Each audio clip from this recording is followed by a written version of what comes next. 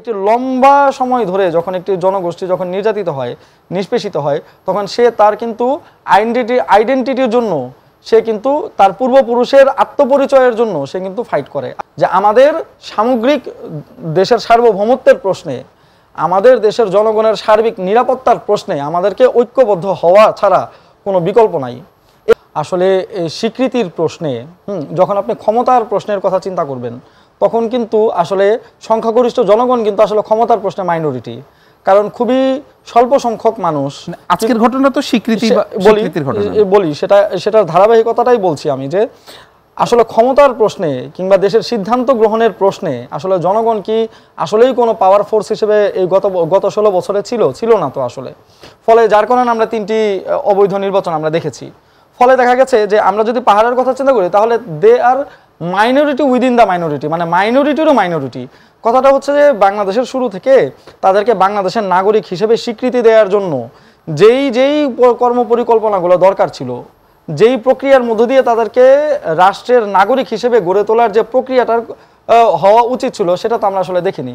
ফলে একটি লম্বা সময় ধরে যখন একটি জনগোষ্ঠী যখন নির্যাতিত হয়, নিষ্পেষিত হয়, তখন সে তার কিন্তু আইডেন্টিটির জন্য সে কিন্তু তার পূর্বপুরুষের আত্মপরিচয়ের জন্য সে কিন্তু ফাইট করে। আপনি দেখবেন মাঝে মাঝেই, আমার মনে আছে যে সুইজারল্যান্ড থেকে 55 বছর বয়সী একজন নারী বাংলাদেশে ফিরে এসেছিল শুধু তার মাকে খোঁজার জন্য, যার নাকি মানে 1 বছরও হয় নাই, এরকম একটা শিশু অবস্থায় তাকে সুইজারল্যান্ড নিয়ে গিয়েছিল অ্যাডপ্ট করে। সে কিন্তু তার মাকে খোঁজার জন্য কিন্তু 55 বছর পরে হলো সে এসেছে। ফলে আত্মপরিচয় এমন একটা জিনিস, যখন রাষ্ট্র তার নাগরিককে তার আত্মপরিচয়ের প্রশ্নে কম্প্রোমাইজ করতে বাধ্য করে, তখন সে সহিংস হবে, এটাই স্বাভাবিক।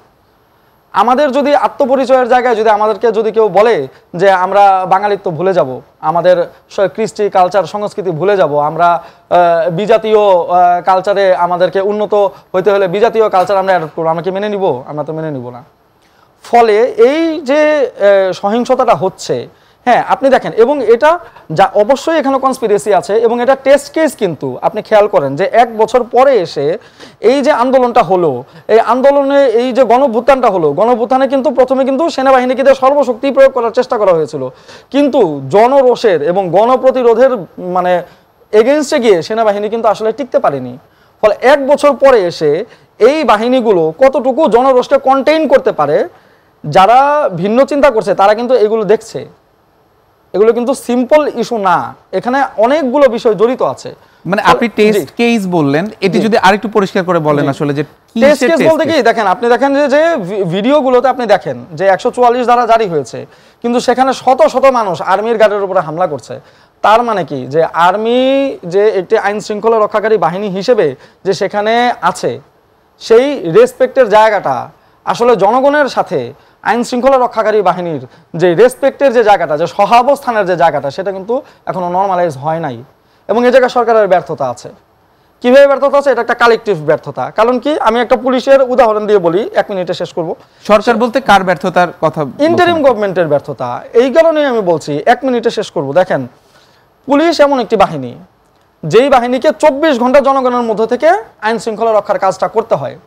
কিন্তু যখন জুলাই গণঅভ্যুত্থানটা হলো, জুলাই গণঅভ্যুত্থানের পরে তখন কি দেখলো, যে 24 ঘন্টা যে বাহিনীটা আমার সাথে থাকে, যারা আমার নিরাপত্তা দেওয়ার কথা, সে আমার মাথায় গুলি করছে, সে আমার বুকে গুলি করছে।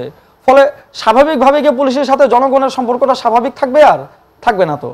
তো এই গণঅভ্যুত্থানের পরে যখন আপনি আইন শৃঙ্খলা রক্ষার কথা বলছেন, সমাজের স্টেবিলিটির কথা বলছেন, তখন সবার আগে আপনার কর্তব্যটা কি ছিল? যে পুলিশের সাথে সাধারণ জনগণের যে সম্পর্কটা, সেটা কিভাবে স্বাভাবিক করা যায়, সেই প্রক্রিয়াটা চালু করা এবং সংস্কারের মধ্যে সেটা চালু করা। কিন্তু আপনি সংস্কার করেন নাই। আপনি কি করলেন? সেই স্বৈরাচারের পুলিশি বাহিনীর মধ্যে যারা যারা ছিলেন তাদেরকে রিশাফেল করলেন। ঢাকার স্বৈরাচারকে আপনি কক্সবাজার পাঠাইলেন, কক্সবাজারের স্বৈরাচারকে আপনি লালমনিরহাট পাঠাইলেন, লালমনিরহাটের স্বৈরাচারকে আপনি ঠাকুরগাঁও পাঠালেন, এইভাবে করে। কিন্তু লোকজন তো একই আছে। ফলে আপনি দেখেন যে এইগুলোর কনসিকোয়েন্সটা কি হবে? ধরেন পাহাড়ের পরিস্থিতিটা আসলে কোন দিকে যাবে তাহলে সামনের দিকে? হ্যাঁ, এটাই তো আমাদের, এই জায়গায় আমাদের জাতীয় ঐক্যের প্রশ্নটা আসবে, যে আমাদের সামগ্রিক দেশের সার্বভৌমত্বের প্রশ্নে, আমাদের দেশের জনগণের সার্বিক নিরাপত্তার প্রশ্নে আমাদেরকে ঐক্যবদ্ধ হওয়া ছাড়া কোনো বিকল্প নাই। এবং এই গণঅভ্যুত্থানের মধ্য দিয়ে যে সরকারটাকে আমরা ক্ষমতায় বসালাম, তাদের দায় মেনে নিয়ে এই প্রক্রিয়াটাতে অবশ্যই সক্রিয় ভূমিকা পালন করতে হবে যে কি কারণে এই জনরোষটা এখনো নর্মালাইজ হচ্ছে না। আপনি দেখেন বিভিন্নভাবে ক্ষোভ কিন্তু মানে বের হয়ে আসছে। আপনি দেখেন উত্তরবঙ্গে এখন কিন্তু কৃষকের আত্মহত্যা বেড়ে গেছে এই মুহূর্তে, কেন বাড়লো? কিংবা দেখেন আপনি স্টুডেন্টদের মধ্যে দেখেন, স্টুডেন্টদের মধ্যে কিন্তু মানে অসহিষ্ণুতা বেড়েছে। এই যে এত বড় একটা গণঅভ্যুত্থান হলো, গণঅভ্যুত্থান হওয়ার পর আপনি কি বললেন যে বাবা তোমরা খুব ভালো করেছো, একটা গণঅভ্যুত্থান করেছো, এখন তোমরা পড়ার টেবিলে ফিরে যাও। এটা কি আসলে এতটাই স্বাভাবিক বিষয়? যে ছেলেটা লাস্ট আনছে তার পক্ষে কি পড়ার টেবিলে ফিরে যাওয়া এতটাই সহজ? আরো বিস্তারিত